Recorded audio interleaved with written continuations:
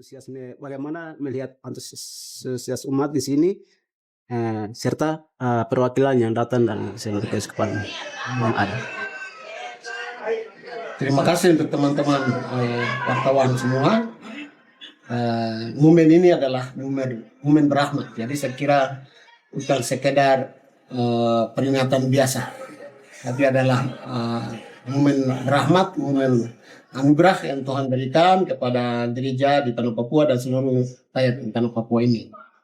Peristiwa luar biasa. Saya melihat suasana yang begitu meriah, mengagumkan, sangat menggetarkan, sangat memberikan satu pesan yang luar biasa.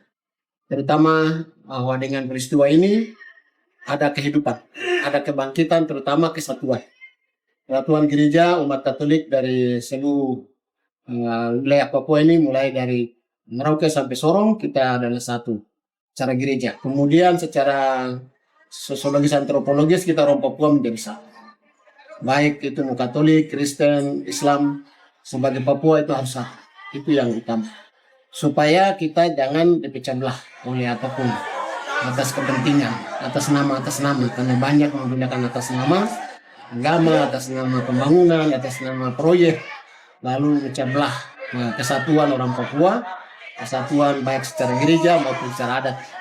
Karena itu saya kira peristiwa ini menjadi pesan yang kuat. Kemarin Bapak Ketua Pak Freddy Pak Popor sudah memberi sambutan, memberikan poin-poin bahwa perayaan ini adalah perayaan kultural, perayaan budaya, perayaan situs iman yang mengikat dan persatukan tali persaudaraan.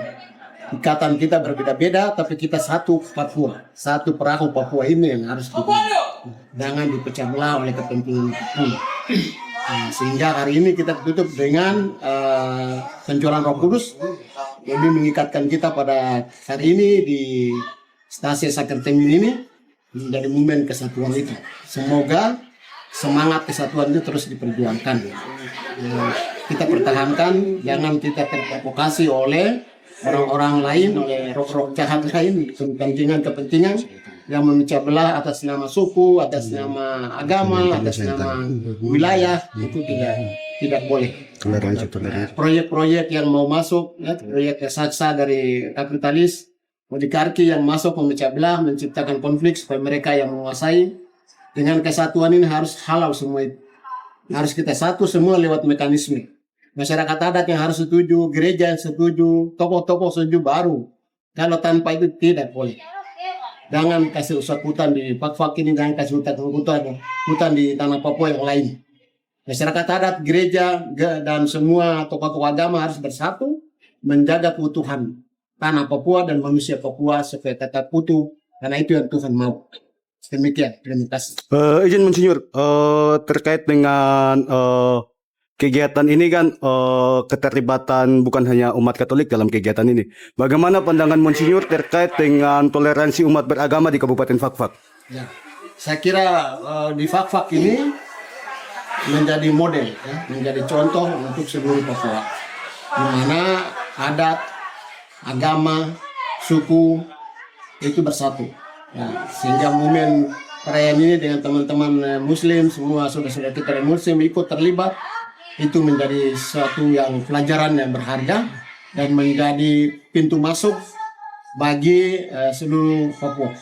Saya kira mestinya teman-teman Muslim di tempat lain belajar juga di sini supaya tidak mempotak-potakan, karena agama itu hanya jalan yang tujuannya adalah selamat, bahagia, saudara, bersatu. Itu yang tujuan.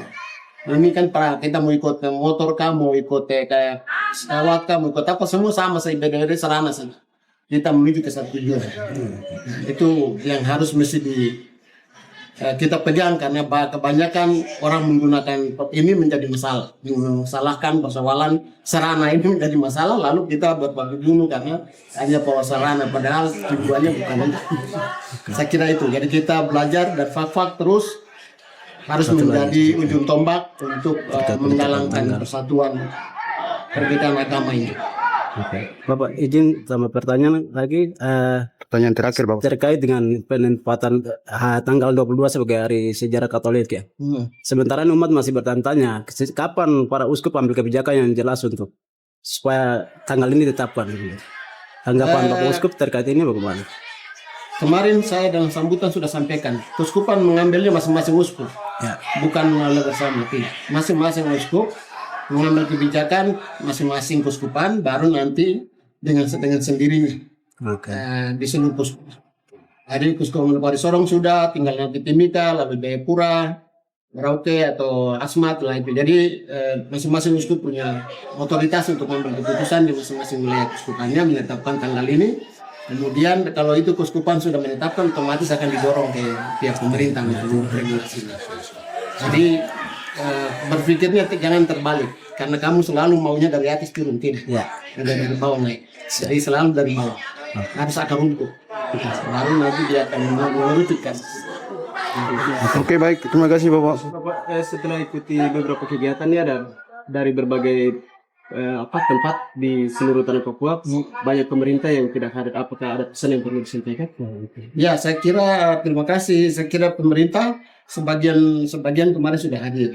Ada MRP banyak hadir yang mewakili. Ada DPRD juga dari Provinsi Papua Barat kemarin sudah pesan dari gubernur bahwa itu otomatis itu juga bagi semua pejabat itu.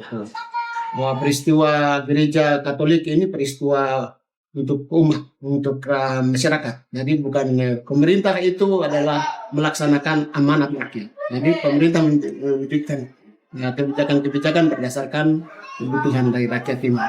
Jadi saya kira pasti mereka yang lain walaupun tidak hadir, nanti rekomendasi dan ini akan dikasih lagi panitia menyampaikan ke pihak pemerintah sebagai satu usulan dan sebagainya. Nanti pemerintah tindak lanjut. Oke, baik.